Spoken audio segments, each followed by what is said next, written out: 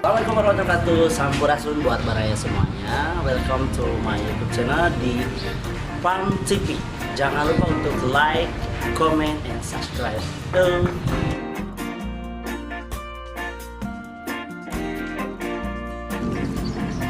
Halo teman-teman, kebetulan saya berada di Desa Bojong, RW berapa Pak Haji?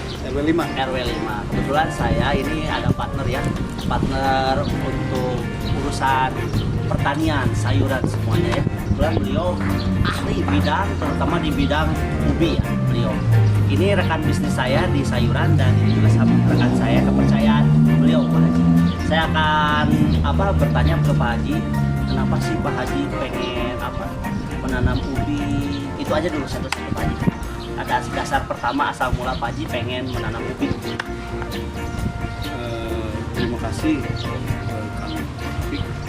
Jadi pertanyaannya adalah bagaimana bisa tertarik saya berbudidaya ubi, kan begitu? Ya betul. Awal dari ketertarikan saya berbudidaya ubi adalah dari keprihatinan saya melihat ubi itu dipandang oleh masyarakat makanan yang sangat sederhana dan nilainya sangat hampir tidak berharga. Ketika ubi di Sunda ini cuma teman bajigur teman bajigur ya. Kalau anak-anak sebagai gonjakannya bahwa penghasil pedut hitut ya, hitut. Tapi saya berpikir lain, bahwa ubi adalah sebuah makanan yang secara kesehatan sangat menunjang dan dibutuhkan oleh 31 negara, di antaranya Inggris, Malaysia, Hong Kong, Singapura, Timur Tengah, Jepang, terutama Korea yang paling besar. Itu mereka sangat memanfaatkan bahan ubi ini yang kadar karbohidratnya lebih rendah daripada yang lain, termasuk terigu, termasuk gandum dan segala macam. Itulah kelebihan ubi. Tapi ngomong-ngomong Pak Haji, Pak Haji untuk sekarang udah berjalan berapa tahun mulai menanam ubi? Sebetulnya belum lama. Ketika krisis tekstil di Majalaya ini memulai dengan banyaknya impor yang membunuh semua UKM yang ada di Majalaya, bergelimbangnya barang impor dari China, saya berpikir bahwa berbudidaya ubi itu alternatif untuk melanjutkan usaha. Dalam 1 tahun ini saya mencoba kurang lebih mencapai berapa hektar Pak? Saat ini sudah 15 hektar. Saat ini sudah 15 hektar. 15 hektar. Dan alhamdulillah dalam perjalanan berbudidaya ubi ini, kenapa saya mengambil ubi ini? Nah, ya? Karena bercocok tanam yang memang lebih mudah daripada yang lain. Yang kedua, itu adalah kewajiban saya sebagai umat muslim, bahwa bercocok tanam itu lebih penting daripada yang lain. Contohnya yang sudah dironcolkan oleh Rasulullah, menanamlah kurma sebelum, meskipun mau kiamat besok. Artinya lebih penting bercocok tanam itu. Sangat penting sekali di dunia ini bercocok tanam. Nah, itulah konsep yang kami lakukan, yang alhamdulillah sekarang sedang berjalan. Ngomong-ngomong Pak Haji dan Pak Erwin, kan untuk penanaman ubi udah 15 hektar, yang mungkin masyarakat sebagian bingung dengan cara marketingnya kemana aja. Terus mungkin Pak Haji sama Pak Erwin mengasih arahan ke petani harus gini, gimana cara mengarahkan, langsung terjun ke lapangan terus menjelaskan si marketnya harus ke sini apa gimana? Coba sama Pak Erwin. Jadi yang pertama kita coba untuk membuka mindset. Jadi pola pikir dari petani di Majalaya dan sekitarnya memang mindsetnya mereka bertani itu hanya cenderung pada satu tanaman, yaitu padi. Sementara saat ini kebutuhan dari masyarakat itu kan tidak hanya lokal, tapi bahkan kita juga bisa memenuhi kebutuhan internasional, pasar pasarnya. Kita coba buka mindset, bagaimana caranya masyarakat, terutama petani, itu bisa tertarik untuk berbudidaya. Jadi budidaya ini ada berbagai macam budidaya. Salah satunya budidaya ubi. Dan ubi itu salah satu budidaya yang memang sangat potensial dan menguntungkan. di satu sisi budidaya ubi juga tidak memerlukan biaya yang tinggi. Betul. Terus yang kedua perawatannya juga cukup mudah. Betul. Yang ketiga tidak membutuhkan waktu yang lama. Jadi jarak tanam hanya 3 sampai 4 bulan, paling lama 5 bulan itu sudah bisa dipanen dan petani bisa bisa mendapatkan pendapatan yang lebih tinggi dibandingkan sama budidaya yang lain. Nah, di sini juga budidaya dari ubi sendiri itu punya beberapa varietas. Jadi varietas yang bisa kita tonjolkan tidak hanya varietas ubi lokal. Iya. Oke. Pak Erwin tadi kan bicara tentang ubi, jenis-jenis ubi ada beberapa jenis ya. Yang pertama tadi ada ubi Jepang. Saya kan bingung, apa emang ubi Jepang bisa ditanam di daerah sini? Apa sih keunggulannya? Kita ingin tahu semuanya. Oke. Iya, yang pertama ubi Jepang ini kan sudah lama ya dikenal oleh masyarakat ya. Tapi di daerah khususnya di Majalaya, di Kabupaten Bandung, ubi Jepang ini kan punya namanya masing-masing masyarakat. Di sini kita coba perkenalkan ubi Jepang dengan versi aslinya. Nah, contoh misalnya kita punya ubi Jepang dengan varietas Eugenia Zuma. Ya, kalau orang asli sini sebutnya itu ubi bolet. Ubi bolet. Jadi kita munculkan kembali.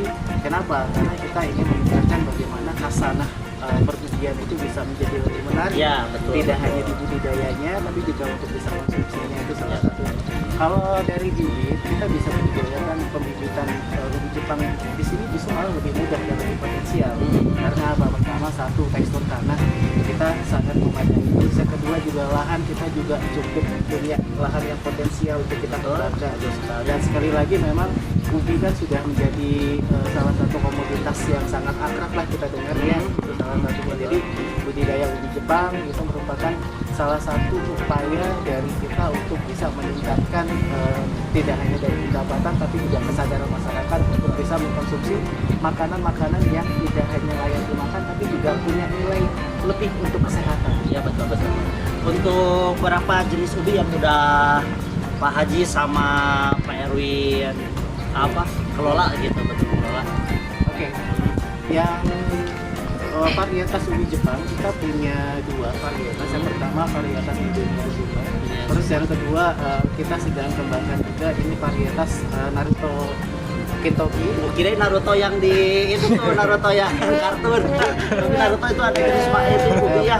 Varietas ubi Naruto Kintoki dan ke depan kita juga akan mengembangkan varietas baru dari varietas ubi ungu yang biasa kita sebut itu kita sebut varietas ubi Ayamurazaki. Ayamurazaki itu apa? Ubi ungu. Iya. Jadi itu juga salah satu potensi utama yang kita bisa kembangkan. Nah, ini salah satunya bisa kita kembangkan ke depan ini ubi ungu tapi dengan versi yang lain ini dengan nama ubi gandola. Ubi gandola. Iya. Dan selain itu kita juga kembangkan juga ubi lokal ya. Contohnya misalnya seperti turunan dari varietas ubi Cilembu yaitu rajing.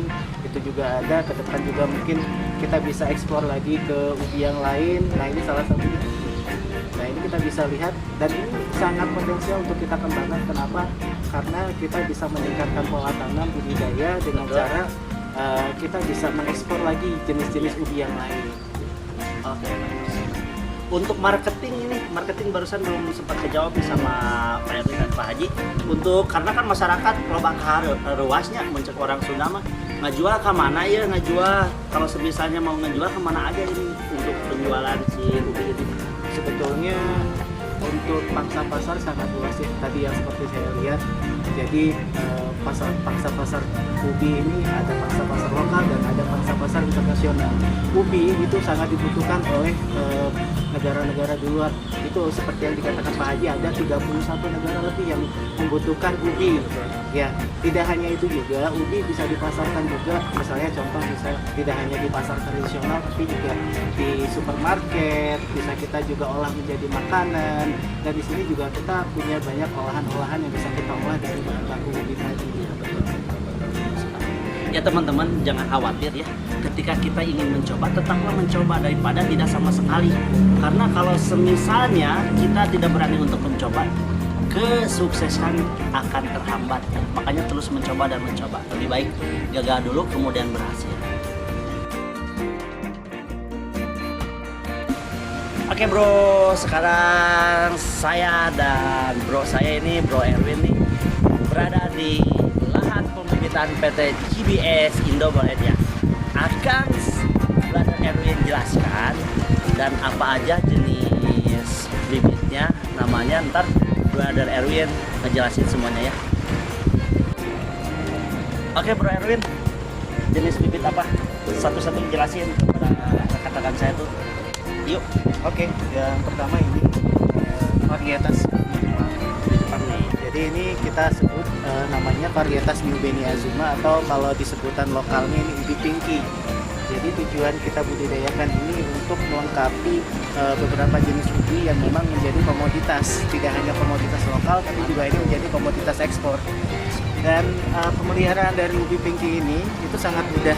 Jadi kita cukup membuat bibit dan dengan biaya yang sangat murah. Tentunya juga ini dengan waktu tanam yang lebih cepat dibandingkan dengan ubi yang lain, termasuk ubi lokal. Ya, tujuannya ya, ini bisa kita budidayakan untuk memenuhi kuota bibit yang diperlukan oleh para petani, khususnya buat mitra-mitra kita yang ada di sana. Mitra-mitra, silahkan urusan pembibitan ke Brother Erwin. Oke? Siap. Oke teman-teman, pada nanyain ya untuk pembibitan ini gimana sih cara untuk ketika sudah survei lahan kita pengen membudidayakan ubi ini, gimana cara untuk menanamnya? Pilihnya apa, ada bijinya, apa ada dalam bentuk ubi yang utuh, ada daunnya apa gimana? Oke, jadi yang bisa saya jelaskan di sini untuk pembibitan kita mulai dari nol ya. Nol, Jadi betul. berupa umbi. Jadi masih umbi, kita tanam dan kita rawat, kita pelihara sampai bisa tumbuh daun seperti ini. Jadi bisa tumbuh daun seperti ini sudah di usia di atas 1 bulan. Nah, nanti kalau usianya sudah genap 3 bulan, ini baru kita bisa bibitkan kembali. Ini menjadi bibit F1. F1. Batasannya itu sampai F3. F3. Jadi kurang lebih 3 sampai 4 kali kita pakai.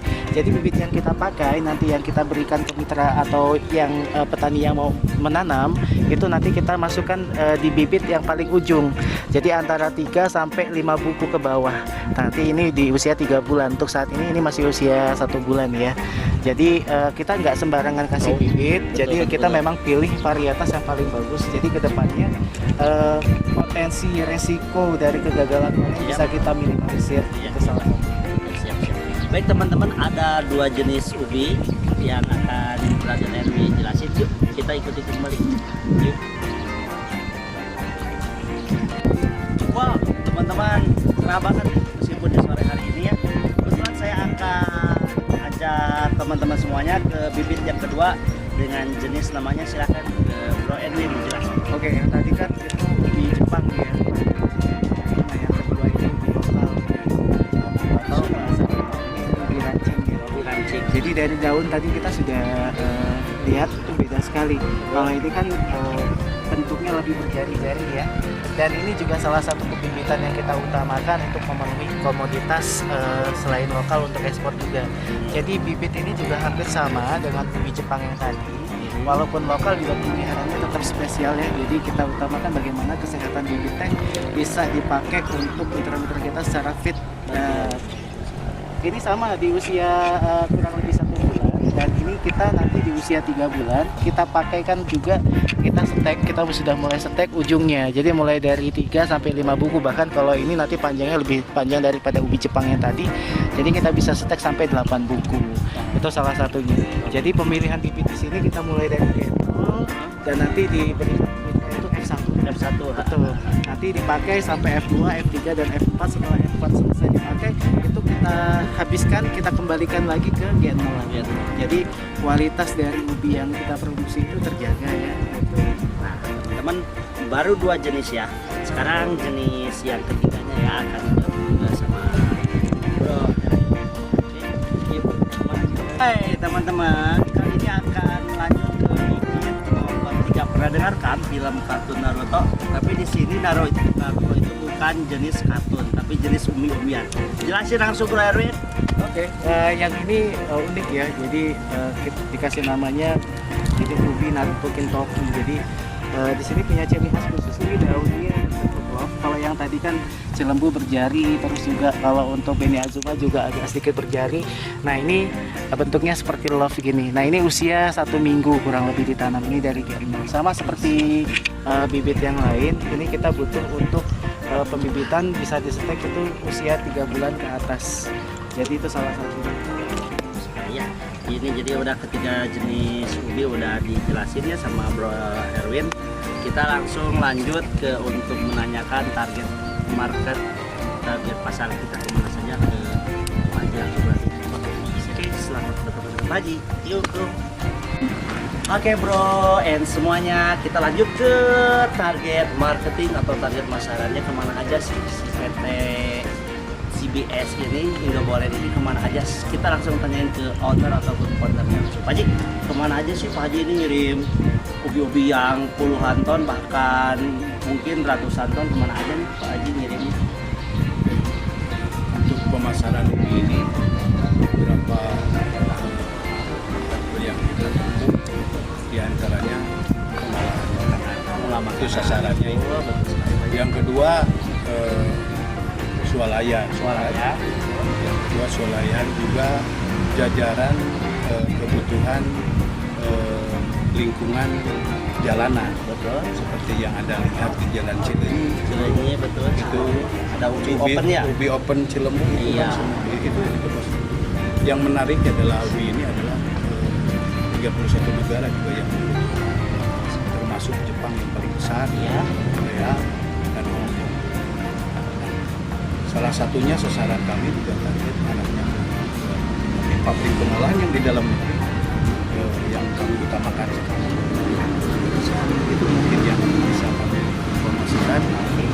Apalagi yang Berarti udah Pak Haji, mungkin teman-teman semuanya ketika kita mempunyai ladang yang sangat luas untuk menanam jenis sayuran apapun, kita bahas untuk ubi yang pertama.